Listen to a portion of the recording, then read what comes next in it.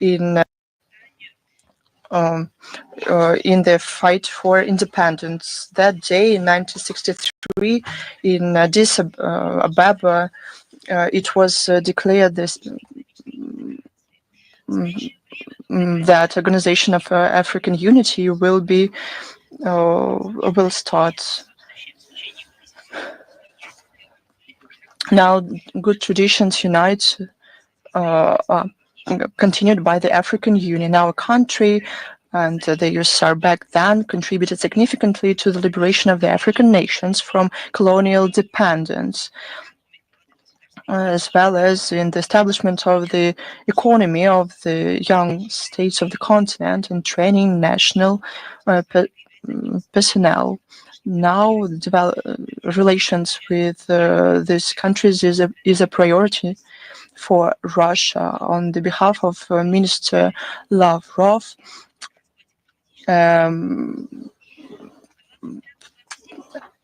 meeting will be held in Moscow with the core of African Diplomatic Corps on May 25th, 27th, 2025. Moscow will see a working visit of Minister of Foreign Affairs of the Turkish Republic. Negotiations with Minister Lavrov have planned. They will talk about regional issues with stress on the situation in Syria, Lebanon, and other regional issues.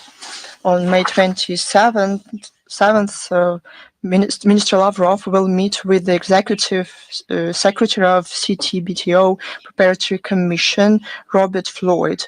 This meeting will help discuss the wide range of issues in the agenda of relations between the Russian Federation and the CTBTO Preparatory Commission. Robert Floyd will be in Russia from May 24th through 28th. He is scheduled to participate in the opening of training courses for the Russian-speaking operators of wave farmers of the International Monetary System provided by the CTBTO.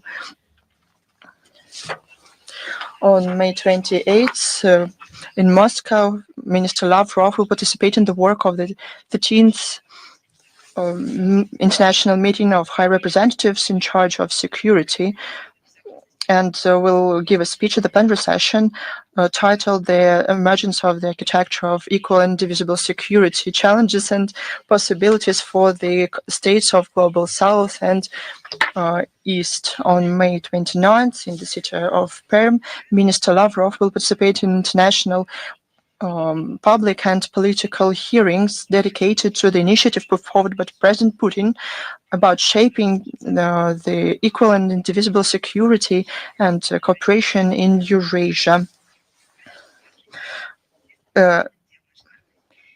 The event will bring together top political and public figures, diplomats, business representatives from dozens of countries. The same day, the PERM will host an off-site meeting of the Commission of the General Council of the United Russia Party. The topic of the meeting will be cooperation, facilitation to development of foreign ties of entities of the Russian Federation, including with the use of inter-party, parliamentary, and people's diplomacy. Let's move to the relevant international agenda to the situation around Ukraine. Vladimir Putin put forward an initiative without delay or preconditions to renew on May 15th in Istanbul direct bilateral negotiations about peace suspended by Kiev in the spring of 2022. The Kiev regime, as you remember, responded in the hysteric manner characteristic of it, by pursuing harmful for their own people policy to prevent a long-lasting and durable peace and making a political performance. Zelensky continued to make accusations devoid of diplomatic ethics against the leadership of our country and the Russian delegation. At the same time, the head of the Kiev regime could not make up his mind for a long time about the participation of Ukraine in this negotiation proposed by the Russian president. He consulted his European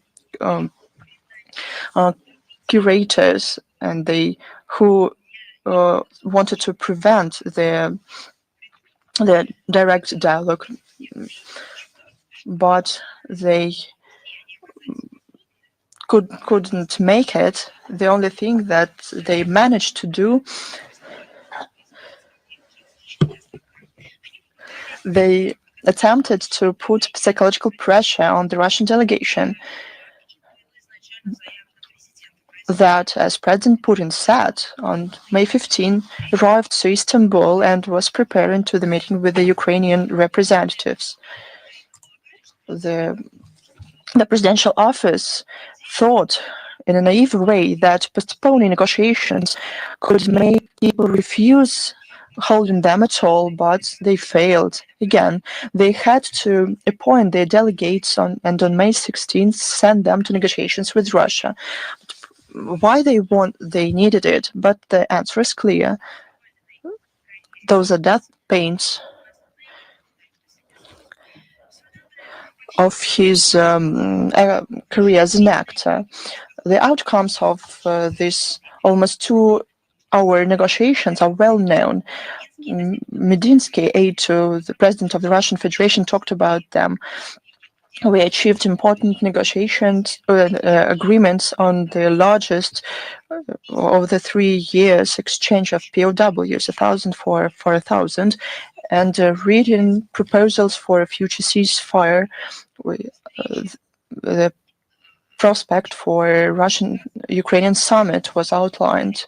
I won't repeat the commentary of the Russian representatives who in great detail talked about the outcomes of the meeting in Istanbul. I would like to underline one more time because we received a lot of questions. It was Russia's initiative put forward by the leaders of the Russian delegations about the exchange of POWs. No one should attempt to ascribe this to themselves. It's Russia's initiative. Yesterday, on May 19th, a long telephone call between President Putin and his American counterpart Donald Trump took place. Leaders of Russia and the US had an honest exchange of opinions about the current situation around Ukraine and ways to find a political solution to the conflict.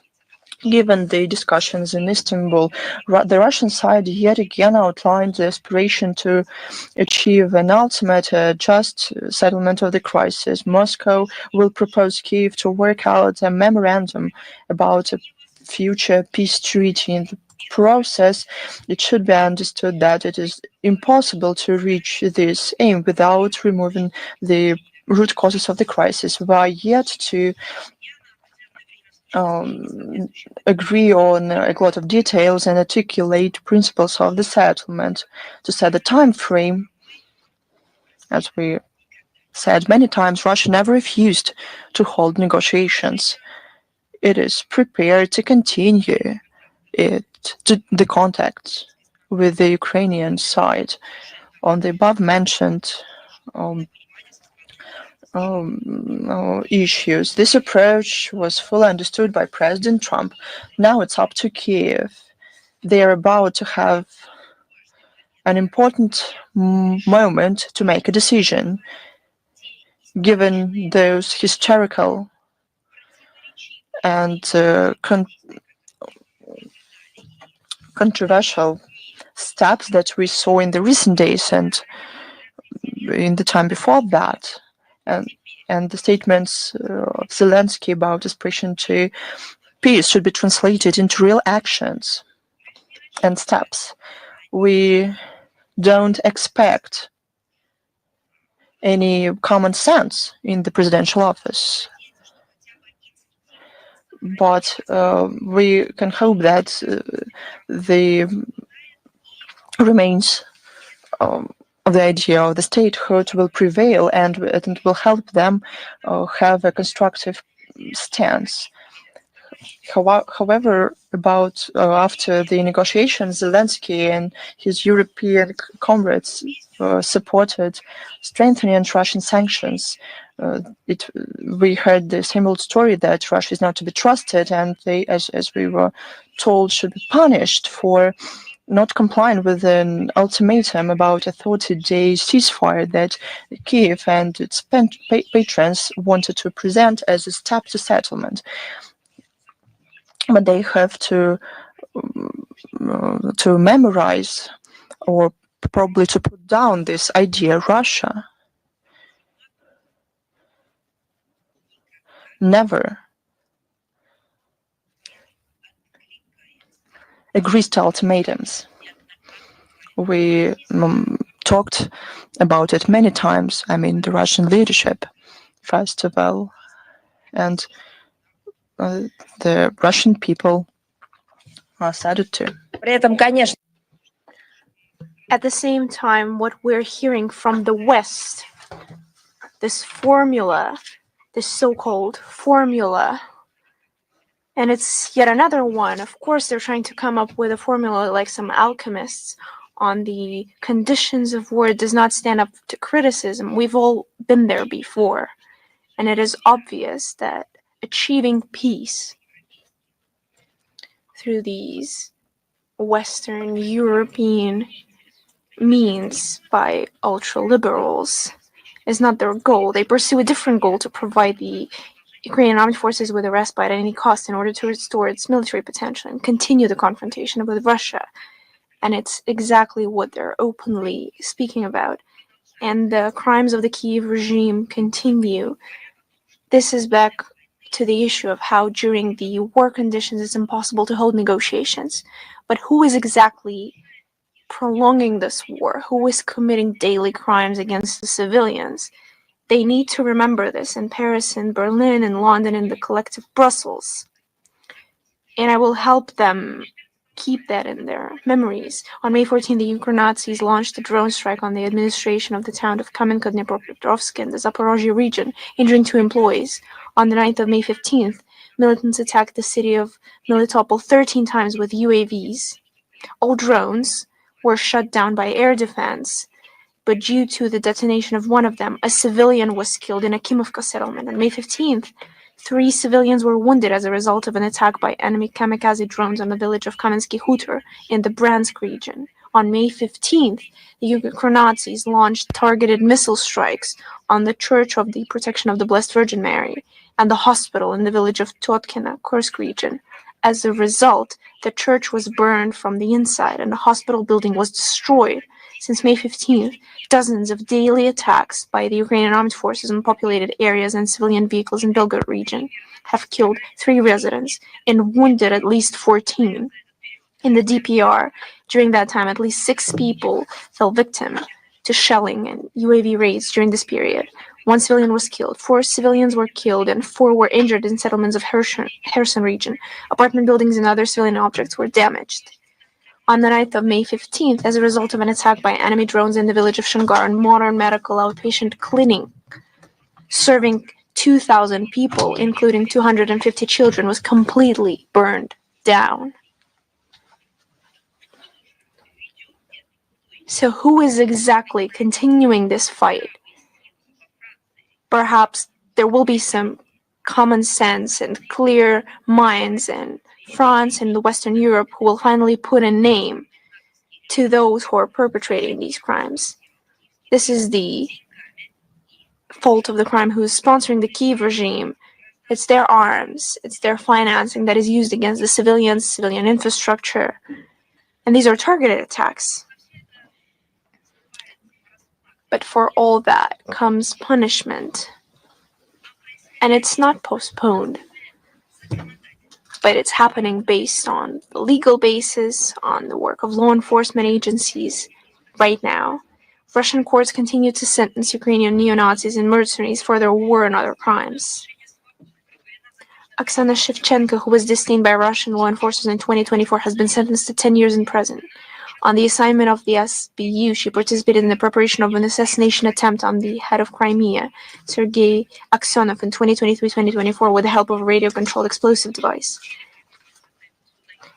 Mikhail Dmitrashvili, Alexei Pichkalary, and Torniki Gagaudze from Georgia, as well as Hector Joel Urbano Pedroma from Colombia, who fought in the Ukrainian armed forces, were sentenced to 14 years in absentia. And all these so-called legionnaires are on an international wanted list. Anton Frolkin and Andrei Shulgan, Ukrainian armed forces fighters detained earlier by Russian servicemen, were sentenced to 15 years in prison. Viktor Kirpichenko, Alexander Primachuk, Denis Pisachenko, Sergei Shapoval, Anton Borymsky, and Dmitry Yeremev, who blocked settlements in Kursk region and prevented the evacuation of civilians, were sentenced to 16 years in prison. It was established that Frolkin, Shulgan, Kirpichenko, Shapoval, Borymsky, and Yeremev repeatedly opened fire on civilians who tried to flee. They opened fire to eliminate them. The investigation into the mass murder of civilians by Ukrainian neo-bandits in the village of Ruska Porechny in Rusk region continues. At the moment, it has been established that 24 people were killed in this village, and some of them had been tortured before death.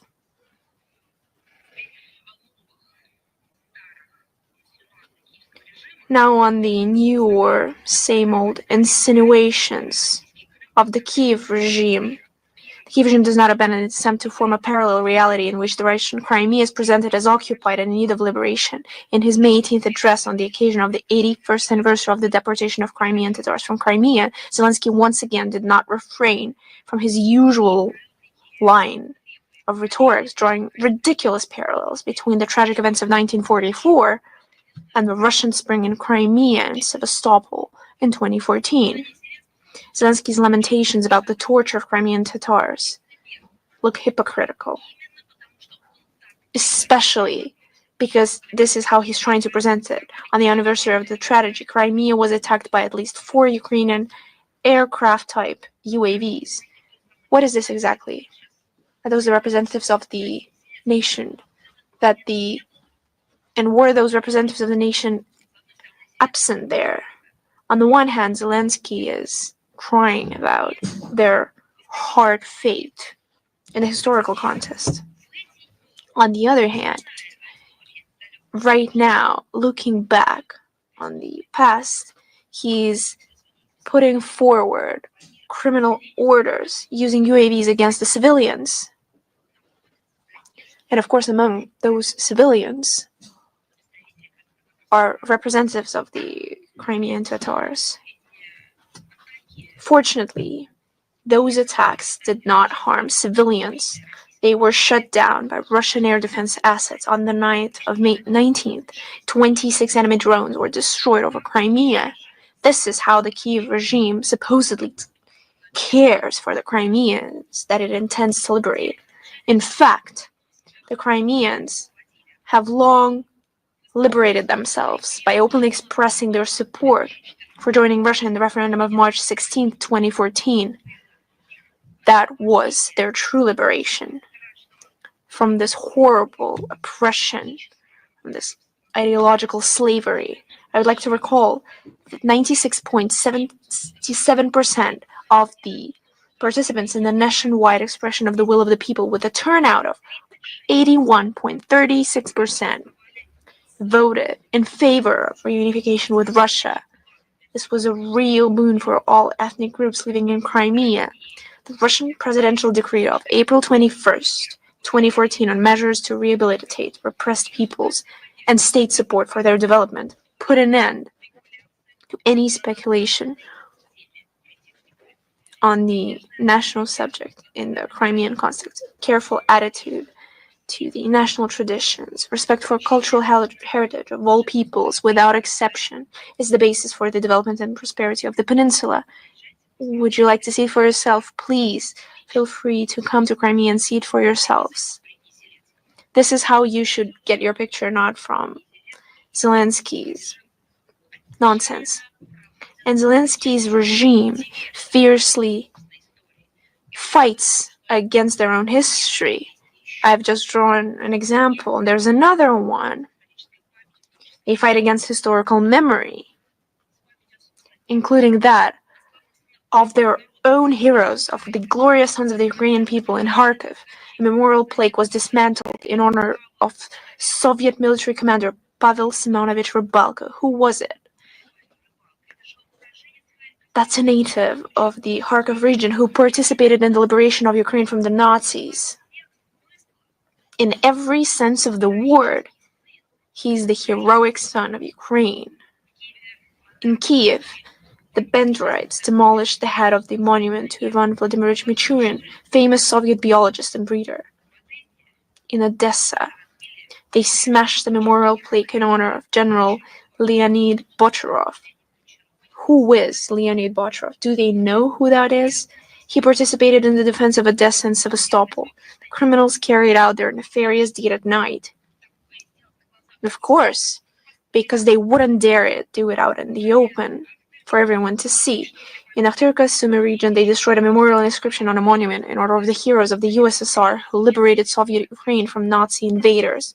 The mass media reported that the authorities in Irpin, Kiev region, were preparing to destroy the mass grave of Soviet soldiers who fell for the liberation of the Ukrainian SSR from the Nazis. And now I'm referring to the mass media who are reporting that the Kiev regime is trying to approach the eternal flame as well. Well, they have long put out the flame of their conscience, so now they're daring to attack the flame, so there's no more reminders. The Ukrainazis repeatedly demonstrate what an infection it is, their true nature. However, it will be preserved. Monuments and memorial sites will be restored, and the perpetrators of these crimes will receive the punishment they deserve. These facts once again confirm the urgency of the special military operation to denazify and demilitarize Ukraine, as well as eliminate the threats emanating from its territory. And as the Russian leadership has stated, all these goals will be achieved. We've received a lot of questions on the presidential elections that took place in Romania. And of course, we would like to just simply state that this is the matter of Romania. Of course, it's important that those anti-Russian forces do not appeal to the Russian side, but since they bothered us, then we will respond. On May 18th, 2025,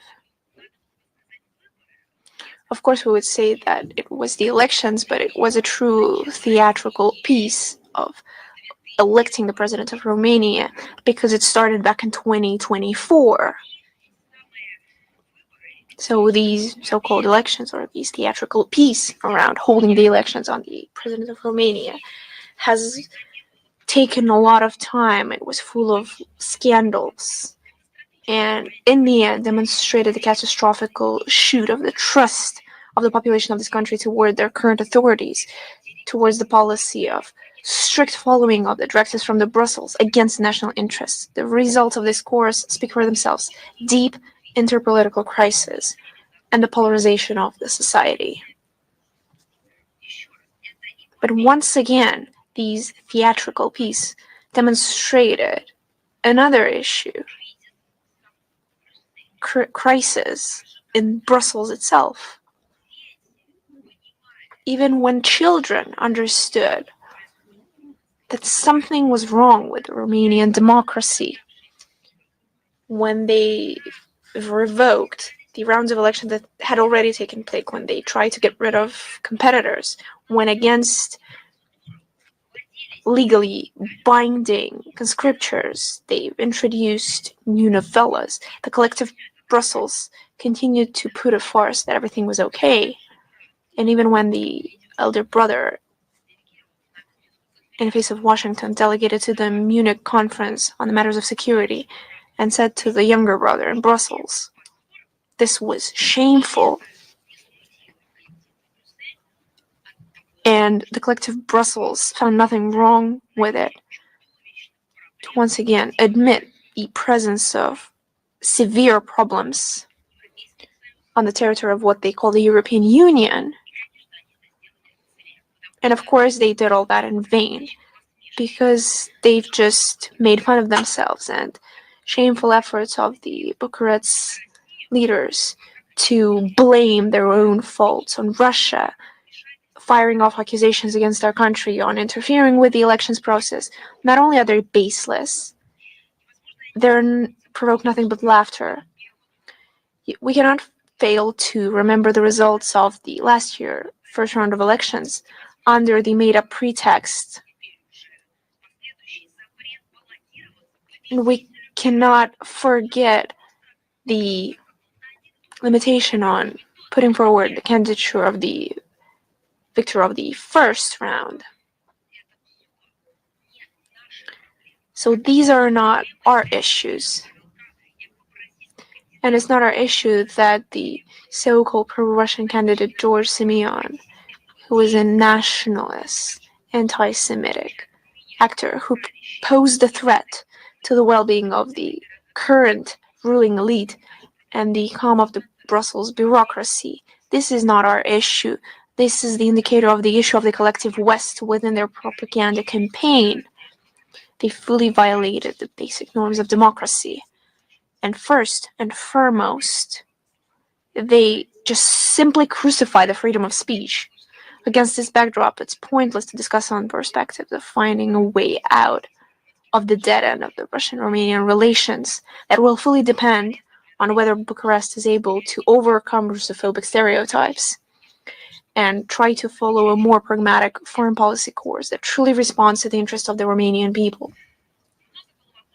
We've also received a lot of questions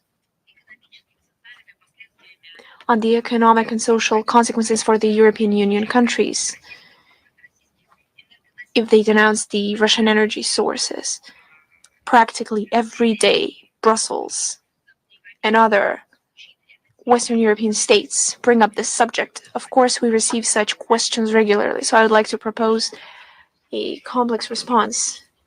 As you know, on May 6th, the European Commission put forward some kind of roadmap on the EU's refusal to purchase Russian energy carriers by 2027. This is their plan. This is the continuum of their self-destructive line, and those are the Western European words that the European bureaucracy picked in 2022 within the plan Repower EU, and by 2027 they plan to fully stop purchasing Russian energy goods, oil, gas, or nuclear energy. And no matter how it sounds, over the decades, stable supplies of arguably cheap energy sources have provided the energy security of Europe, have supported its competency, its economical competency, and provided the growth and well-being of the population. And the European countries remain large purchasers of Russian gas. According to the data of the European Commission in 2024, they bought 52 billion cubic meters. On the information of the European Analytical Center Bruegel, the import of the LNG by the EU in January-February this year has amounted to 3.92 billion cubic meters, which is 5% higher than the similar period in 2024. And in February this year, it hit a record on supplying through the Turkish stream around 1.5 billion cubic meters, which is 26% higher than yearly measures. Considering our traditional historical ties in the energy sphere, Europeans, against any common sense and economic profit, are following self-destructive line of policy. Once again, so that no suspicion that these are nothing but statements that are not backed up by any data or figures. Allow me to pull up the statistics. Anti-Russian EU sanctions are striking the social economic well-being of the European states themselves. Due to renouncing the Russian energy sources, the European zone is seeing the economic stagnation. In 2024, the GDP growth has only been 0.9%. On the prognosis of the European Central Bank, the same figures will be present in 2025. For the period from 2023-2024, the decrease was around 60%. The competitiveness and profits also decrease among the enterprises, and they also influence American companies across the Atlantics. It's because the European companies need to pay 2 times more for energy than the American companies. And no one can ask an obvious question in these countries. Why do those leaders, the regimes elected by people, maybe not through direct elections, but via some political constructions, they were elected in order to support and stimulate national interests, and mainly the peoples of their countries, primarily business interests, because these are market economy countries for whom it's of primary importance. Why have they done their best in order to literally destroy their own businesses in their own countries by increasing energy prices, colossal economic losses? And I will reply that question. Why is it not asked? Because in a whole number of countries, we have just quoted an example of Romania, and in other European countries, the freedom of speech is just being destroyed. It's not allowed to make statements, and people are labeled, people who are trying to ask questions, and if that doesn't work, they just go to media outlets, they go to their homes and declare them illegal. That was the case with the media outlet correspondents who came to Russia, and with the question of Nord Stream supplies being renewed. And when they got an answer to their question that it's possible to do that in around 3 weeks, if there is an agreement and the necessary political will, they just came back with that response to the German audience.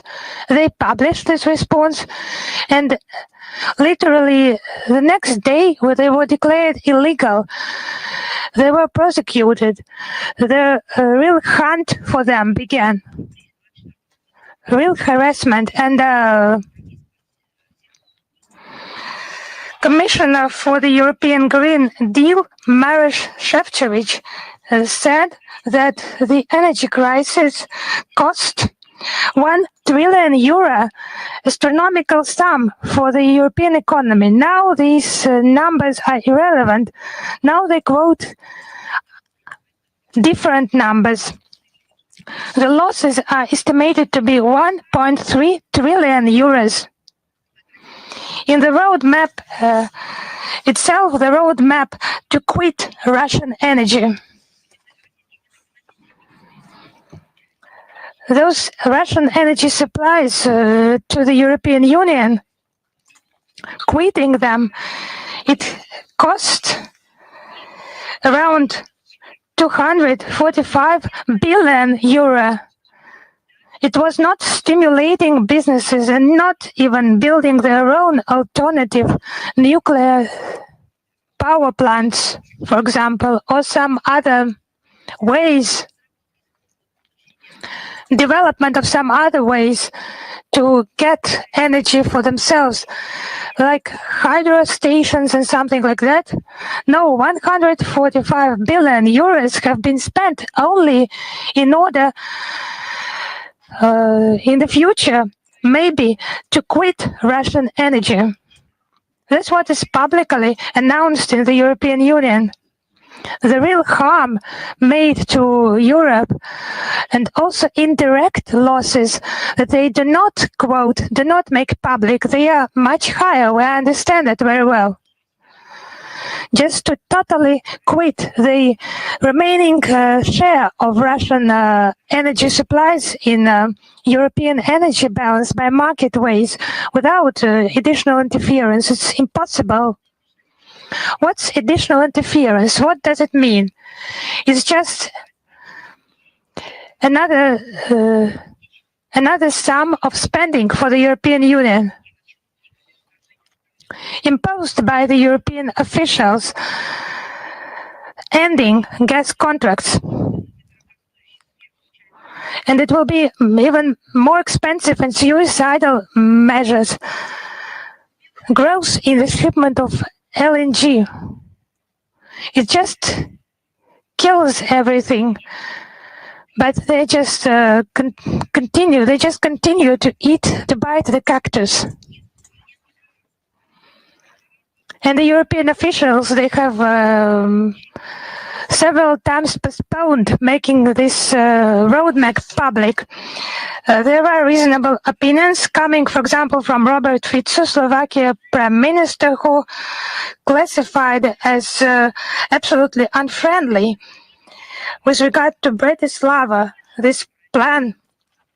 He said that the EU will suffer more than Russia. That's observed by everyone on the with the example of anti-Russian sanctions for the growth in gas prices. And that's the case, actually. It's not something invented. The prices in Western Europe grew by 6.7%. It's the data of the Westerners themselves. Russia has neutralized effectively many negative consequences, and the main direction of our supplies has been very quickly changed to new centers of international growth, including Asia. We transfer our payments into national currencies. Participation in foreign economic operation was about 83% for all kinds of goods. Now we look for some ways out of this situation and developing new areas of cooperation with OPEC+. Russia makes a significant input in a global and global stability and security of oil markets. It's not about economy and energy. It's like a horrible illness that is spreading across Europe. For example, in Bulgaria, there has been unfriendly actions against Russian teachers and NGOs, Russian-friendly NGOs. The Russophobic deputies of the Bulgarian parliament made requests in order to find out the studies of Russian language and culture in schools and to prevent, quote, Russian propaganda, end of quote. It's just obviously the beginning. It will not be limited to that. If we mention some propaganda here, it's only anti-Russia propaganda. On BNT channel in Bulgaria, there was a whole number of coverage about children competitions with a Russian trace, so as they mentioned it. What is more important, obviously, it's about some it's about just gender changing competitions, but maths, dance, chess, sports competitions. It's unhealthy, yes. Do I get it right? For official Sofia. It's just not decent to abandon common sense in that way because someone somewhere just demanded demanded to provoke Russophobia. All that rubbish about Russian competitions with allegedly Russian trace is just broadcast throughout media outlets. It's just a classical witch hunt in the spirit of totalitarian practices of the 20th century. Those ages are long gone and conclusions have been made, but no, I think it's just it's not decent. It's unfair for the ancient history of the Bulgarian people. It's just primitive actions by official Sofia. Just dictation to eliminate just any sympathies of Bulgarian citizens towards Russia. But actually we have common history. We have spiritual and cultural kinship. Those clumsy actions cause indignation in Bulgarian society itself, especially in Bulgarian patriotic structures, who do not act in accordance with the interests of some other countries, but in the interests of their own people. Of course, we will continue to draw the attention of international community to those flagrant violations by Bulgaria of the rights of their citizens in the international norms in the sphere of international cooperation and humanitarian sphere. By the way, regarding the issue how it should be arranged, the Day of Slavonic Scripture and Culture is marked in Russia on the 24th of May. That's our relationship towards the culture of Slavonic people. It is dedicated to the great enlighteners Cyril and Methodius, who laid the foundation of the Slavonic script. We will not ignore the input of other countries to Slavonic script, to Slavonic culture. On this date, numerous events will be held in our country, the centerpiece of which will be an all-Russian festive concert with the participation of outstanding performance. His Holiness Patriarch Kirill will deliver a welcoming address. It will contribute to interstate and interfaith dialogue, foster respect. I address the officials in Sofia, strengthening fundamental moral values, respect for native languages and culture. This holiday is widely marked in our country and abroad. It reminds us of our common values, common roots of Slavonic languages. It marks the unity of Slavonic people. That's how our common past should be treated. The past that links us and still nurtures the culture of our countries, and not to destroy, not to disrupt the participation of children, as they say, in competitions with a Russian trace. In St. Petersburg, on the 22nd and 23rd May, the 23rd International Likhachov Scientific Conference will be held. Those Likhachov readings were founded by the Russian Academy of Science, Russian Academy of Education, supported by the Ministry of Foreign Affairs of Russia. 1,500 major Russian and foreign scholars, politicians, public figures, church hierarchs, well-known figures, writers, journalists, and representatives from 57 countries. It's about the major trends in the development of human society, transformation of world order, and of course the world of education. Now it is about the transformation of the world order, problems and prospects. Within the framework of the Likhachov conference since 2008, there is a diplomatic program about the international dialogue of cultures attended by ambassadors from foreign states. and discussions about the issues, the relevant issues.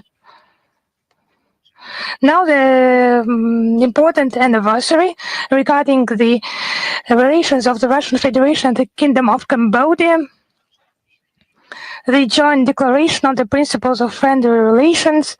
Our states have a broad, progressively developing political dialogue, trade and economic cooperation, growing humanitarian ties. Russia and Cambodia successfully cooperate on international and regional platforms. The rich experience accumulated during the last decades will further strengthen cooperation, mutual exchanges for the benefit of our countries, for stability and security in Asia-Pacific region and the world as a whole. One more important event, the EAU decision, the 24th of May, is marked as the EAU Day. It's based, this organization is based on respect for the interests of every participant.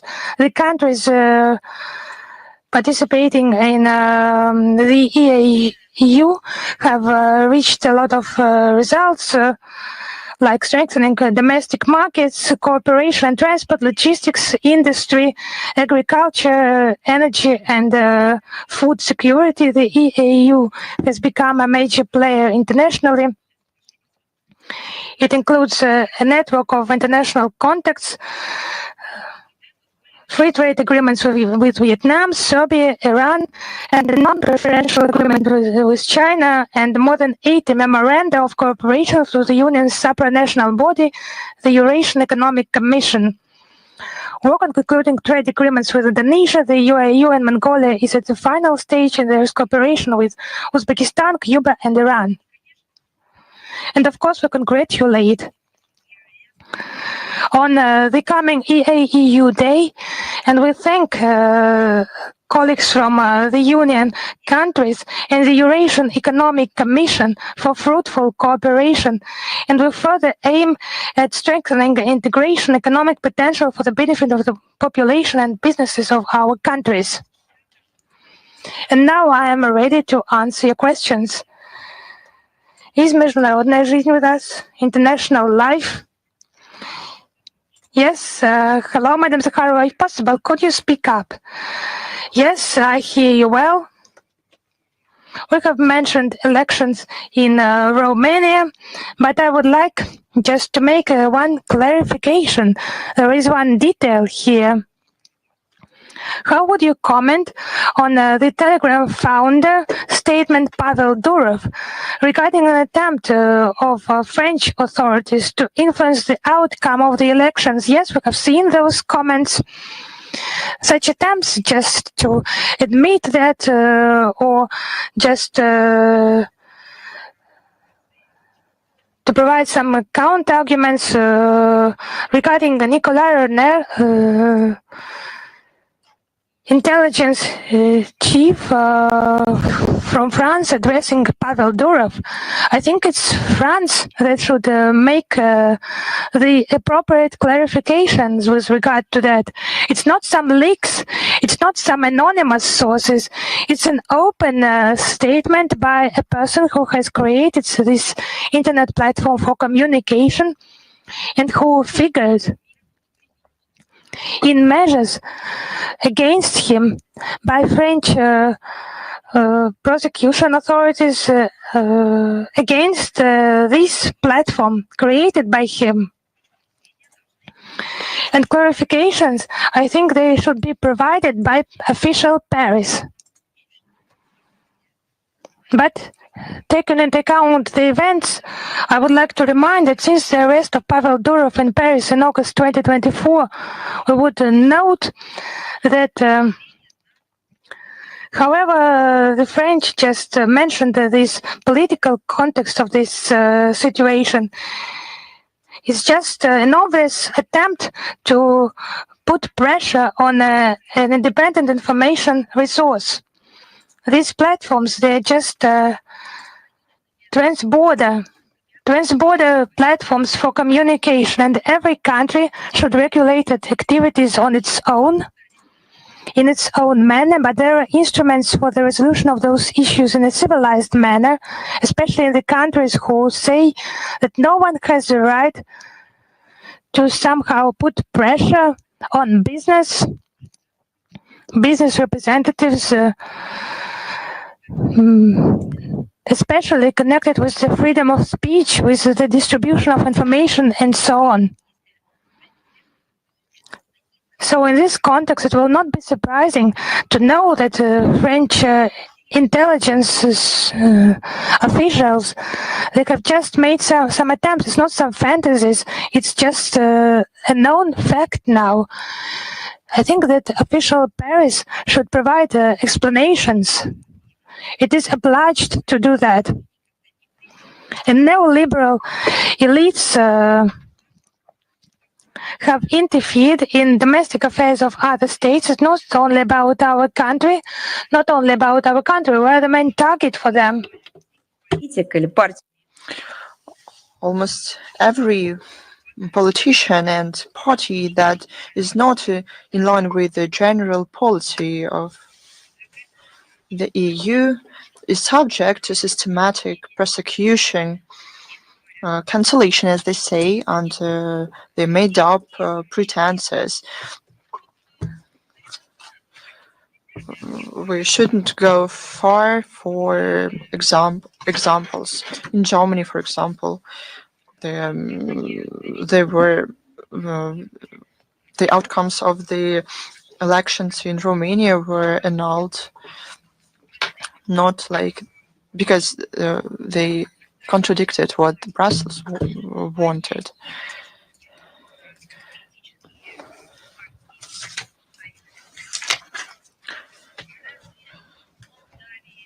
Isn't the situation in Moldova the same?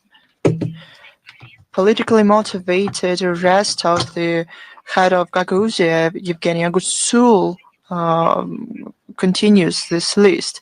Let's remember the attempt to murder the Prime Minister of Slovakia, Robert Fico.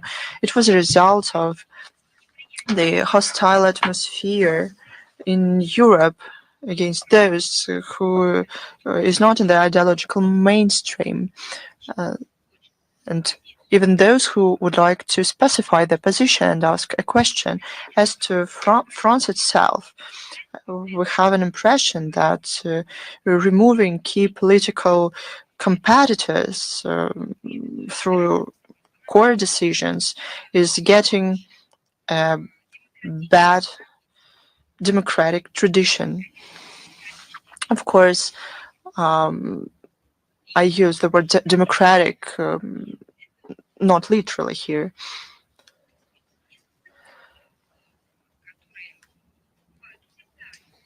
There are situations that they can happen everywhere, but political competitors are removed in France in particular, and in this country those cases are rubber stamped. We mean the current leadership and former political actors who occupied various posts. So the competitors couldn't claim anything in future. No, the case with Strauss-Kahn was a very vivid example. The examples of abusing of democratic norms by the French are published more and more often. You don't have to wait for decades to know this information. The international community has an opportunity to draw conclusions what the lessons of democracy by the French worth. The same applies to the statements from Paris against other countries. Let them answer to all the questions that were asked publicly. Oh, and I have one more question. You almost touched upon this topic about financing Ukraine at the expense of the European countries. How can you comment on the outcomes of the EU-Ukraine Defense Forum? It was the second one. You know that it's not a defense forum, but it's an aggressive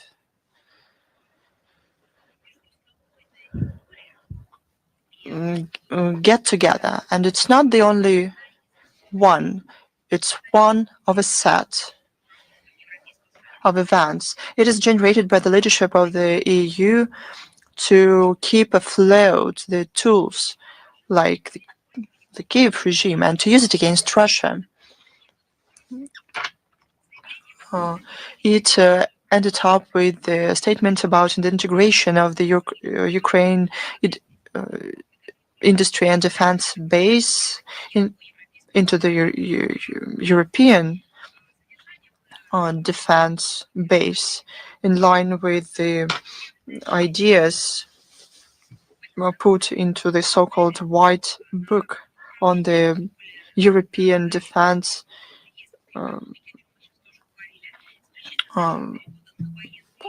prepared in 2030.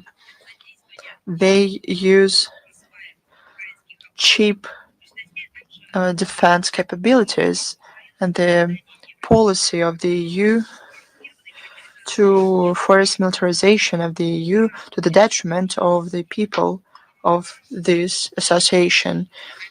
It is obsession of the EU with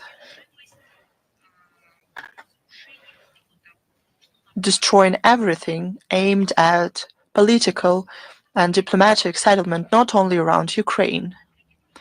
It's the situation in the center of Europe. It's an obsession with refusing finding ways out to settle the Ukrainian crisis. It's some kind of some huge wish to, despite everything, no matter the outcome, to move toward this destructive policy, to pursue the destructive policy. Thank you very much. Thanks to you is the TASS agency with us. Good afternoon, Madam Zakharova. Well, with you, I would like to ask a question following the negotiations between Russia and Ukraine in Istanbul. What language did the delegation speak? I would like you to say the final word about it. What would you like to know? What language they used to negotiate? Yes, I want to know what language the delegations of Ukraine and Russia used during the negotiations in Istanbul. The Russian language. The Russian delegation spoke Russian. There was an interpretation in several languages into Ukrainian, English, and Turkish. I don't know who listened to the Ukrainian interpretation, because the Ukrainian delegation spoke Russian, spoke the Russian language. Thank you very much. I can also say the following. The Ukrainian delegation read out some introductory word. They had a text, but not in Ukrainian. This introductory word was in English. Probably it was the interpretation from English into Ukrainian was for them, but the Ukrainian delegation did not speak Ukrainian during the negotiations. The Ukrainian delegation spoke Russian. You see? What language did you think they spoke? Ukrainian. It's a performance. All these declarations of the representatives of the presidential office that people should forget the Russian language, that everywhere Ukrainian should be used, and the the persecution of Russian in schools, universities, and public spaces, the generation of the content on the internet and everywhere, those are only reasons to make fools of the people in Ukraine, like they did when they spoke how good it would be for them in the EU. They only wanted to refuse interaction with Russia. It's the same story. During during public meetings there, they can speak that the leadership of Ukraine moves towards this, but they are moving towards the countries where they hit what they stole. They find people in Ukraine who speak Russian, and at the same time, they shamelessly use the Russian language. It's one more manifestation of these terrible lies that the Ukrainian people are subject to by the Kiev regime. They don't like the history and the culture of Ukraine. That's why they try and destroy it. History and culture of Ukraine has ties with Russia. It doesn't mean it doesn't have its own identity. Of course, it has. It has its own history and culture, but it has close ties with Russia, with the Russian language, with the Russian literature, as many representatives of the common country we lived in.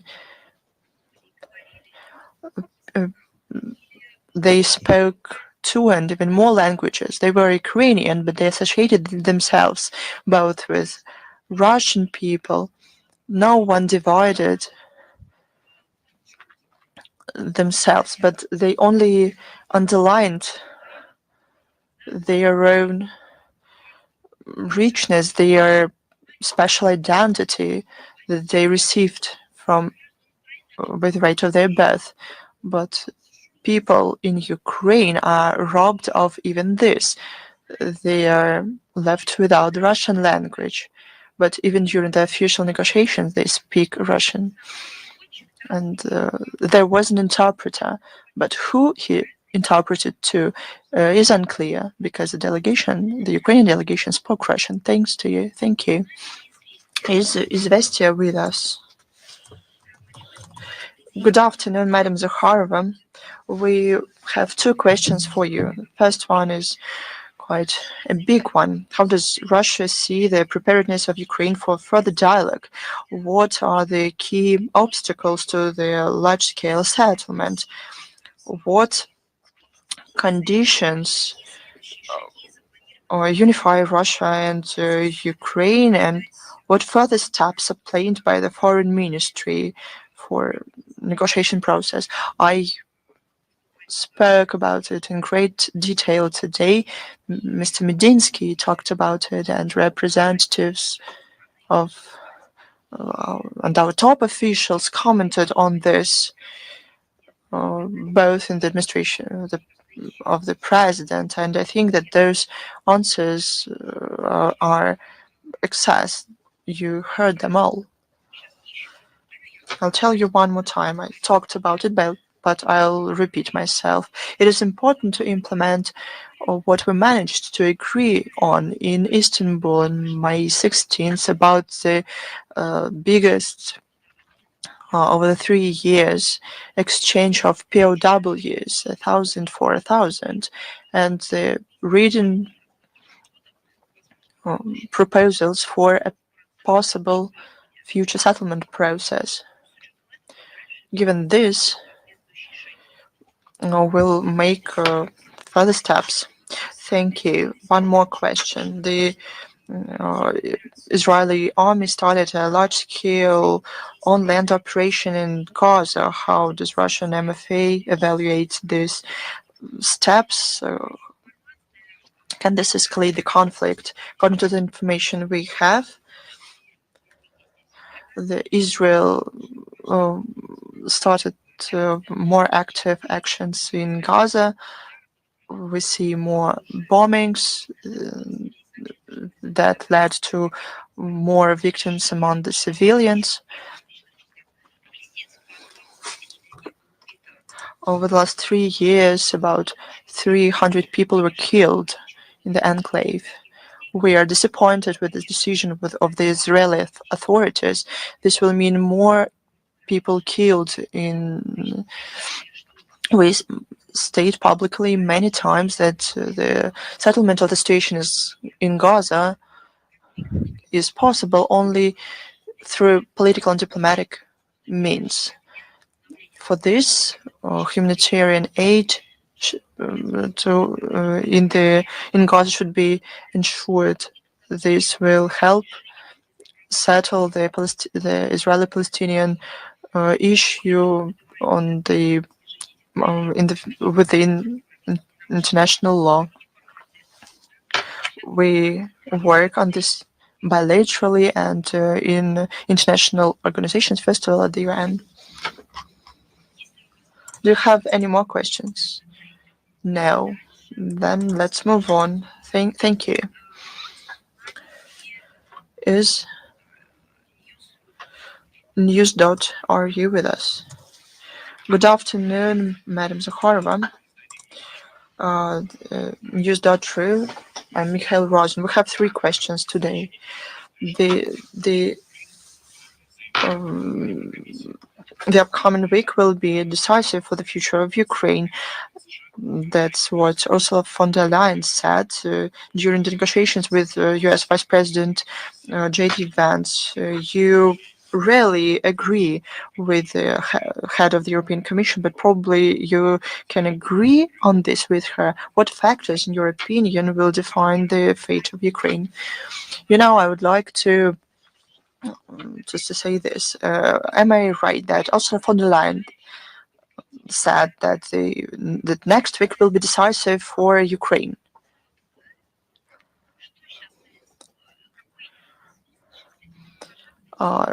Is there any point to agree or disagree with this? We'll talk about it, but this phrase was critical 3 years ago.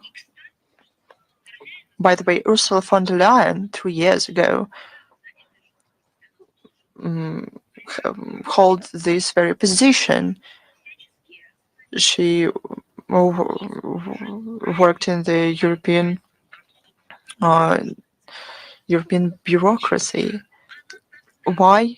Back then, when the negotiations in the spring of 2022 started, she did not say that the upcoming week or days would be critical for Ukraine. But it was true back then. Because first, they could encourage the negotiation process. But what did they do, including Ursula von der Leyen? They talked the Kiev regime out of it. They didn't talk about the negotiation table, about diplomacy. They talked only about the battlefield. And those who is stronger will be right. When Boris Johnson came to Kiev and made Zelensky to refuse the negotiations in the spring of 2022, where was Ursula von der Leyen? She could say that it was the European continent they talked about, and it was critical to continue the negotiation process. But she did not say that. But she's a fiery woman. She can respond to anything. She has an opinion on everything. But she did not say that because they hoped for another outcome. They wanted to inflict a strategic, as they make up, a strategic defeat on Russia. That's what they thought about.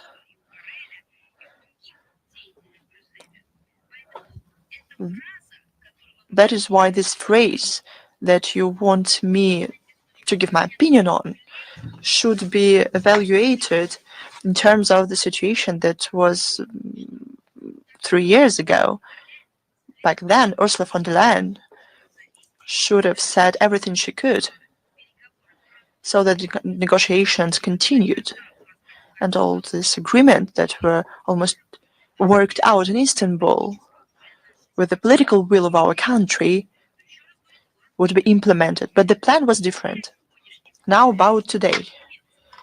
The renewal of negotiations between Russia and Ukraine is an important outcome, but to give artificial time framework for this, to give ultimatums, to blackmail,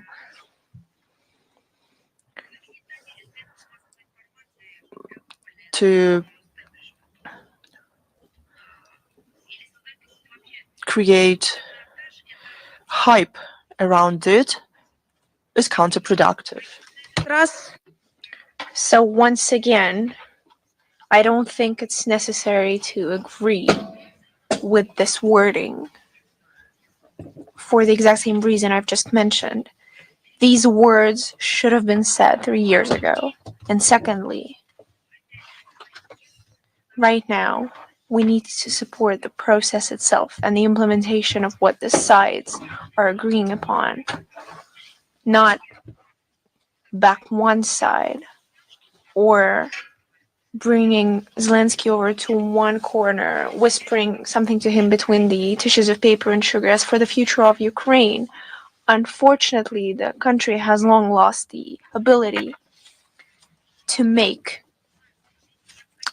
important, even necessary decisions, because now, for many years, not just years, for many decades, those decisions have been made for the Ukrainians, have been worked out even by those who are truly in charge of them, those who dictate to the Kyiv regime how they should behave, who specifically dictate the course of Ukraine when it comes to internal and external policy.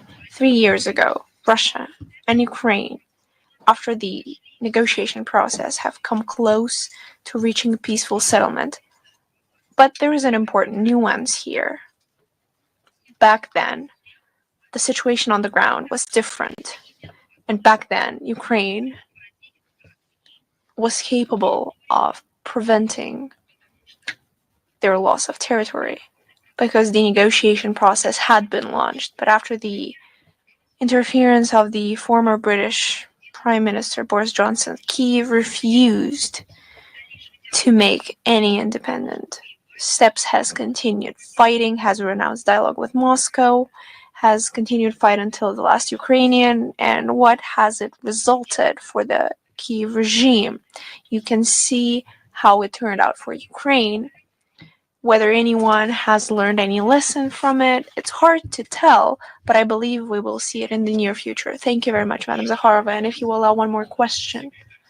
State Secretary of the U.S. Marco Rubio has warned that the Congress in the nearest time could exert further pressure on the anti-Russian sanctions if there is no progress on Ukraine. He also added that this initiative has significant support in both chambers of the American Parliament. Is the Russian MFA considering this statement as a threat? You see, we are taking note of all the statements coming from the high-ranking U.S. officials, and I believe that the current U.S. administration, there are clear minds in there, and they understand that pressure and blatant threats to Russia are counterproductive. They will bring no result. And history has proved it time and time again, even in the recent years. After the long pause, the Russian-U.S. contacts are restoring. Since Trump's inauguration, there have been 3 phone conversations of the leaders of our countries, which demonstrates mutual interest, even in the face of current disagreements, which is productive for interaction. And I would like to go back to your phrase, You've mentioned that Rubio warned on more severe sanctions if there is no progress on Ukraine. Is it possible for them to work out the same line of work when it comes to Boris Johnson? Because it has been proved, and it's now a well-known fact, that Boris Johnson undermined the progress on the Ukrainian resolution. Everyone knows it. So could they maybe work out a similar line of action against the person who truly undermined the negotiations on Ukraine? Who was behind Boris Johnson? Whose point of view he presented to the Kyiv regime?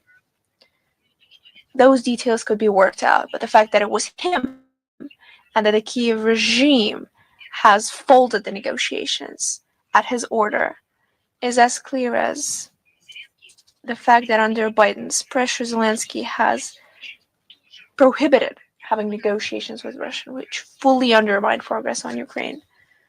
So perhaps Congress could include them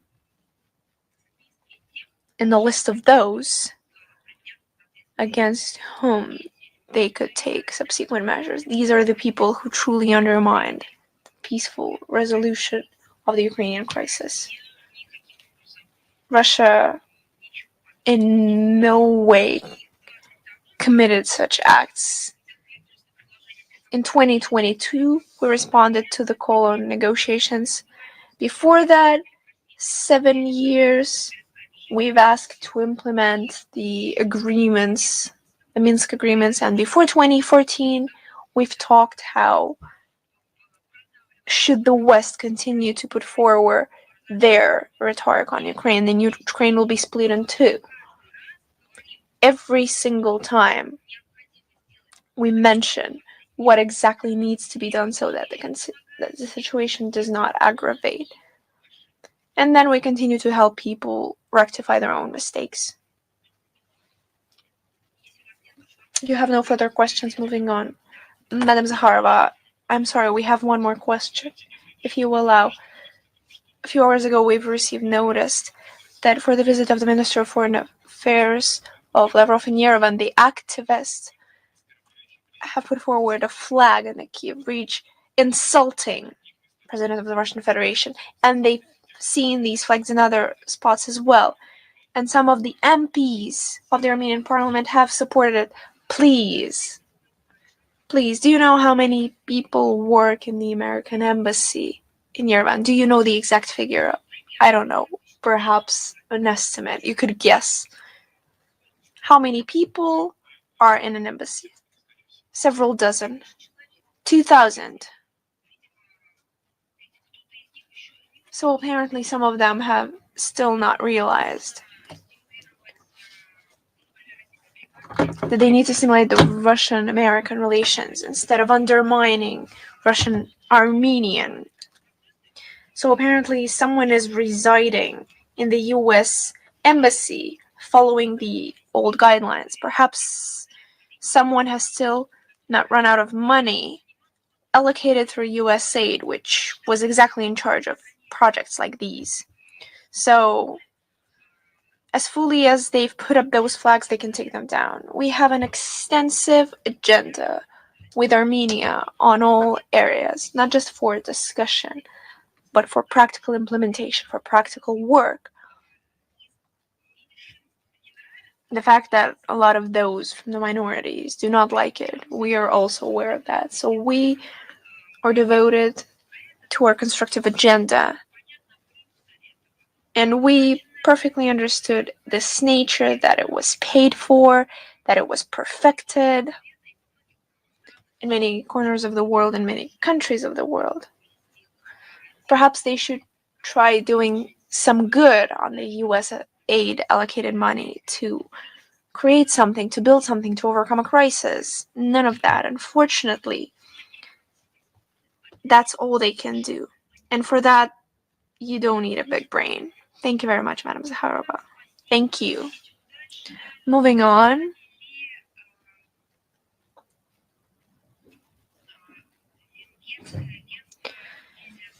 Media Works Hungary, are you with us today?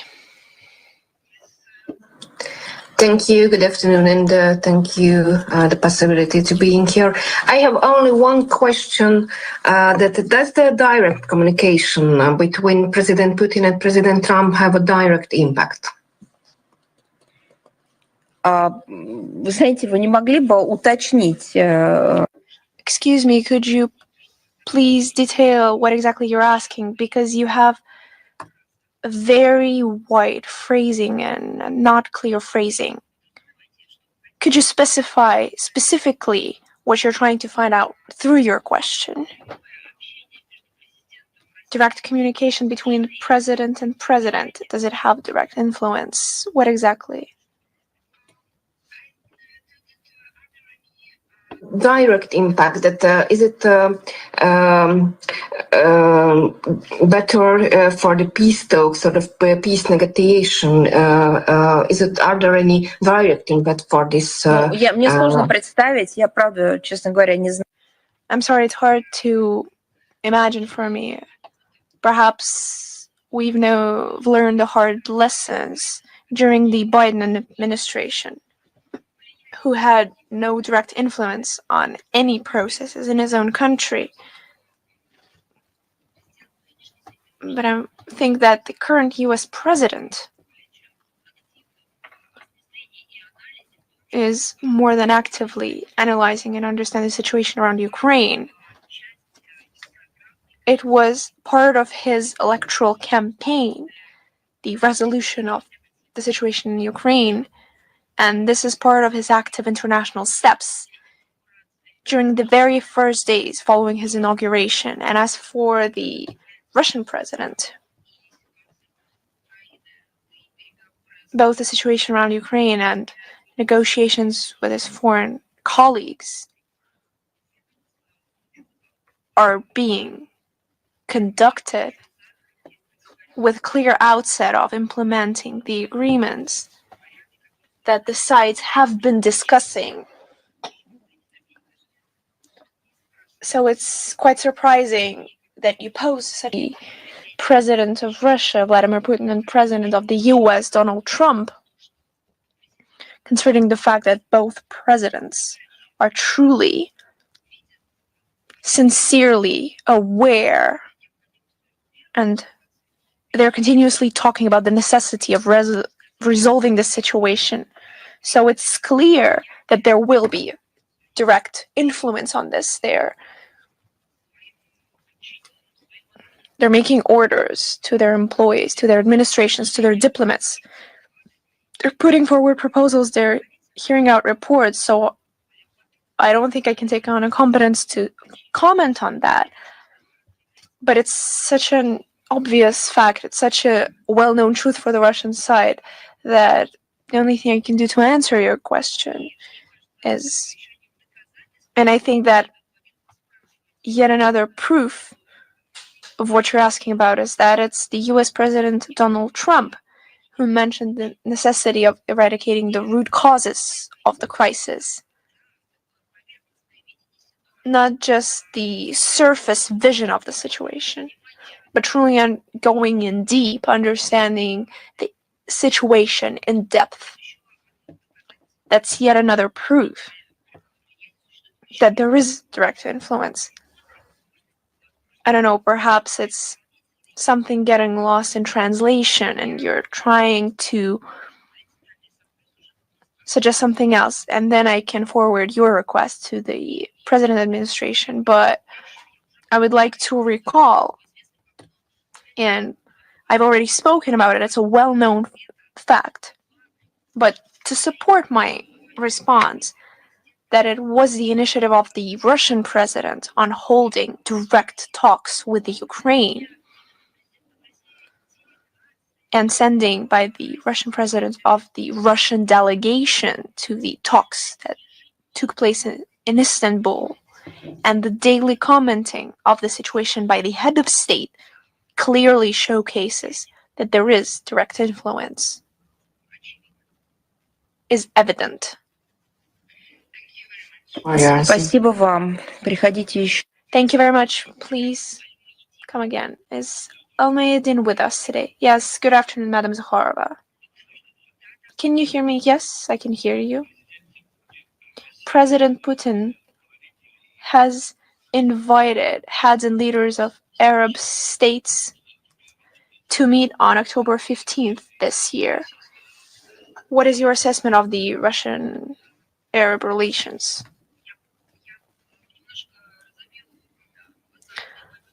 Allow me to spin out the question that you've just asked and to mention that here we talk about the fact that in Baghdad on May 17th, there was the meeting at the highest levels of the Arab League member states.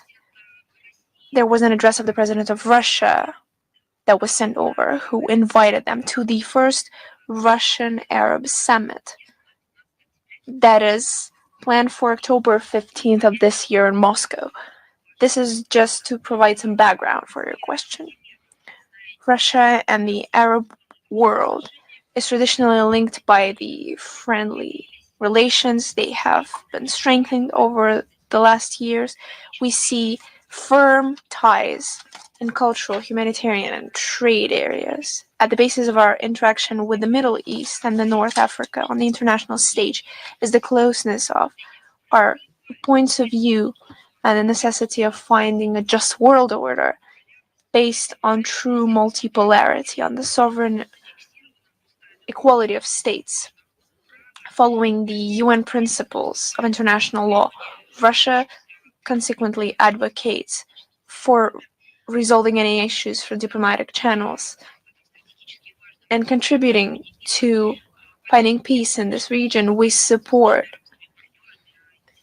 our partners and we maintain close contacts with them. And we believe that the successful outcome of the first Russian-Arab summit in Moscow this year will add a positive impetus to the development of partnership and cooperation between our countries, between Russia and the Arab League states. Thank you. Thank you. Is the Moscow Post with us? Yes, we have only one question today. Estonia has tried to capture the ship that was heading for the Russian port, and the German MFA stated the necessity to strengthen the patrol in the Baltic Sea. What is planned through the MFA line in order to stop the provocations and provide the freedom of the ship transits in the Baltics? You see, we have repeatedly commented on the provocative statements of the NATO states and its member states who try to present the Baltic Sea as their own sea, try to redraw the order of shipping that is enshrined in the international law. And the allies on the Northern Atlantic Union try to impose their own rules that they believe will allow them to control any transportation that takes place through Baltics, especially those that they claim are conducted in the interest of Russia. For example, at the end of last year, NATO have fired off baseless claims and accusations against us on the disruption of underwater lines of energy and telecommunications. And in January of this year, they've launched the operation of Baltic Control to supposedly protect this submarine critical infrastructure. You see, they talk about some imaginary world. They talk about some explosion underwater. Because this was conducted against our joint civil infrastructure against Nord Stream 1 and 2. This is what should be investigated. This is what should have been analyzed. But why, they say, when they should instead come up with nonsense, appoint a watchguard, and now they resort to active steps against the freedom of world shipment. That's exactly how you should interpret it, against the freedom of international shipment. Last week, they've tried to push out into Estonian territorial waters the ship of the Gabon flag, which was trying to reach the Russian ports. They didn't achieve any results. and due to the actions of the ship crew, they failed. So what's next? Will they pursue a line of active piracy? Will they try to sink ships? Will they try to spoil it somewhere else? Let's look at the situation from the legal point of view, from the point of view of international law. In the Baltics,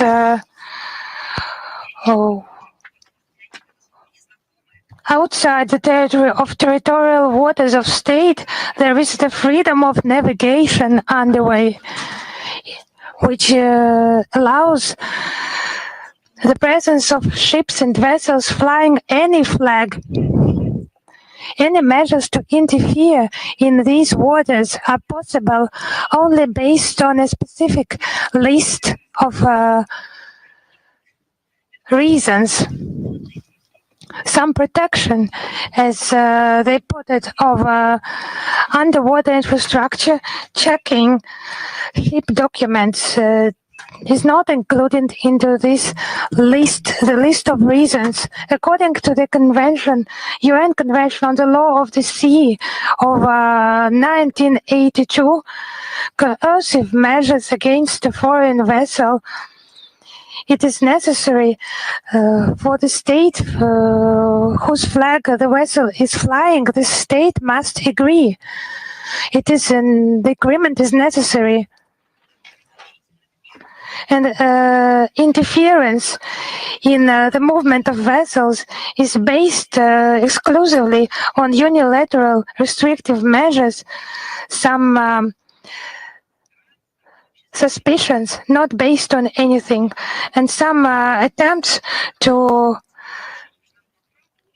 uncover allegedly shadow fleet. And provocative actions by NATO in the Baltics were not accepted by international community and negatively assessed.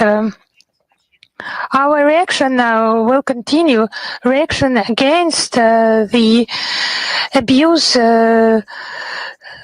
violation of rights in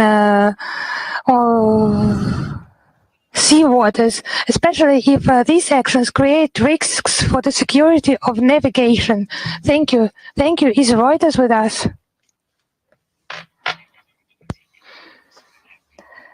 Madam Zakharova, hello.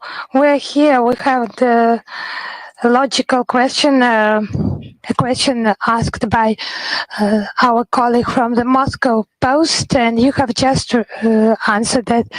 Yes, thank you. You also have sometimes good mood. Thank you. Is Bolt News with us?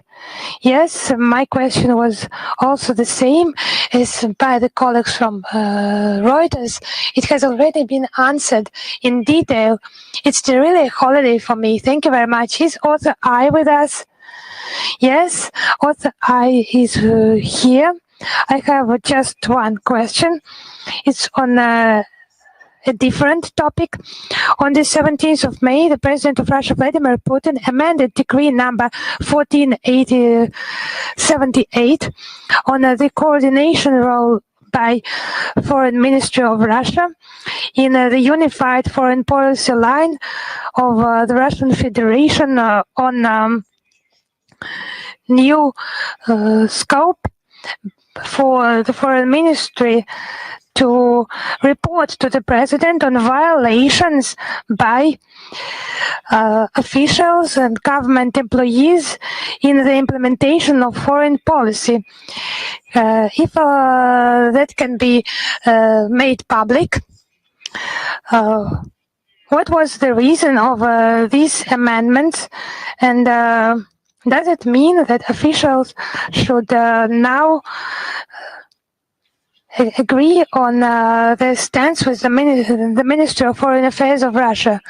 It would be more correct. The new order will allow to improve coordination of domestic public bodies in our country This decree has existed, presidential decree has existed for many years on the coordination role of Russian foreign ministry in foreign policy of the Russian Federation. Is the major normative act regulating the activities of official bodies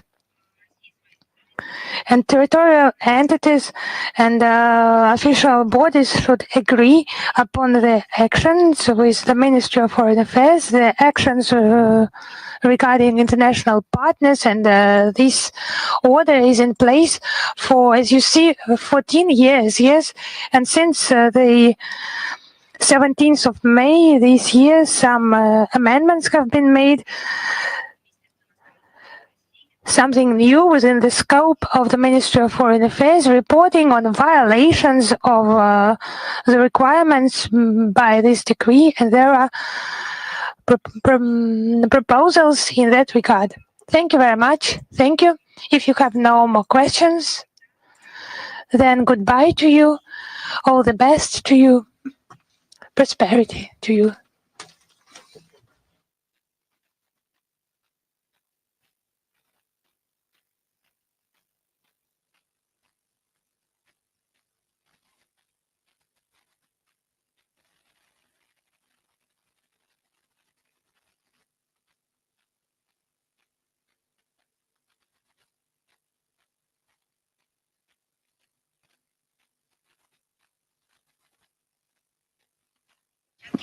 MFA of Russia.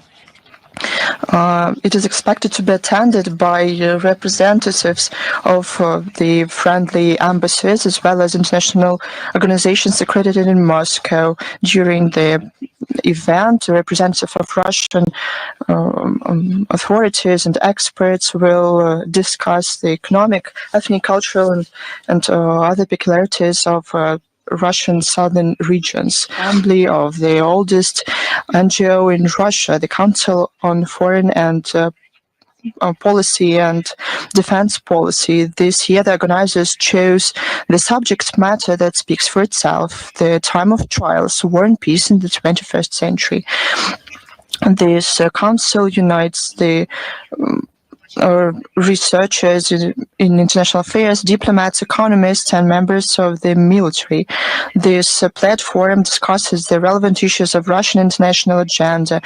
Our ministry highly regards the constructive relations with the leadership of the council. And the minister will share the evaluations of the current stage of the development of the situation in the world. The open part of the speech of Sergei Lavrov will be broadcast online on the information resources of MFA. On May 25th, as you know, the Day of Africa is celebrated. It's an international holiday that symbolizes the unity and the victory of the African countries in the fight for independence. That day in 1963 in Addis Ababa, it was declared this that Organization of African Unity will start. Now, good traditions unite. Continued by the African Union. Our country and the USSR back then contributed significantly to the liberation of the African nations from colonial dependence, as well as in the establishment of the economy of the young states of the continent and training national personnel.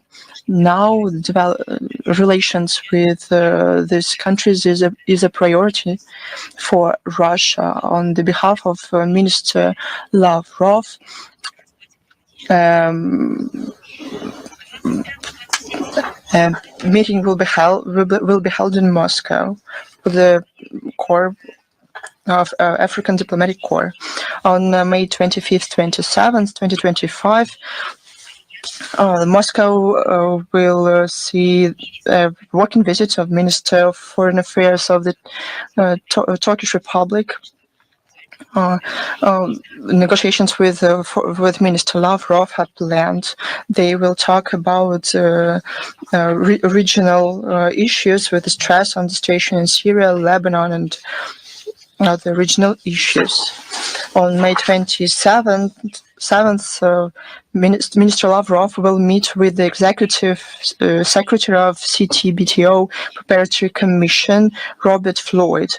This meeting will help discuss the wide range of issues in the agenda of relations between the Russian Federation and the CTBTO Preparatory Commission. Robert Floyd will be in Russia from May 24th through 28th. He is scheduled to participate in the opening of training courses for the Russian-speaking operators of wave farmers of the International Monetary System provided by the CTBTO.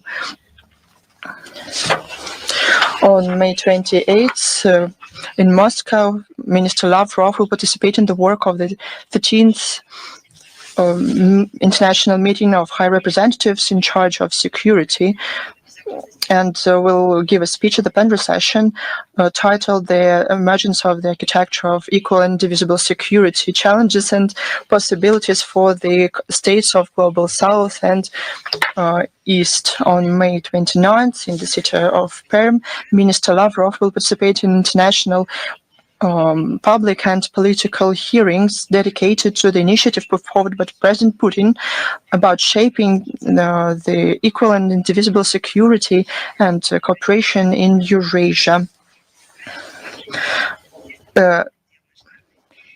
The event will bring together top political and public figures, diplomats, business representatives from dozens of countries. The same day, the PERM will host an off-site meeting of the Commission of the General Council of the United Russia Party. The topic of the meeting will be cooperation, facilitation to development of foreign ties of entities of the Russian Federation, including with the use of inter-party, parliamentary, and people's diplomacy. Let's move to the relevant international agenda to the situation around Ukraine. Vladimir Putin put forward initiative without delay or preconditions to renew on May 15th in Istanbul direct bilateral negotiations about peace suspended by Kiev in the spring of 2022. The Kiev regime, as you remember, responded in the historic manner characteristic of it. By pursuing harmful for their own people policy to prevent a long-lasting and durable peace and making a political performance. Zelensky continued to make accusations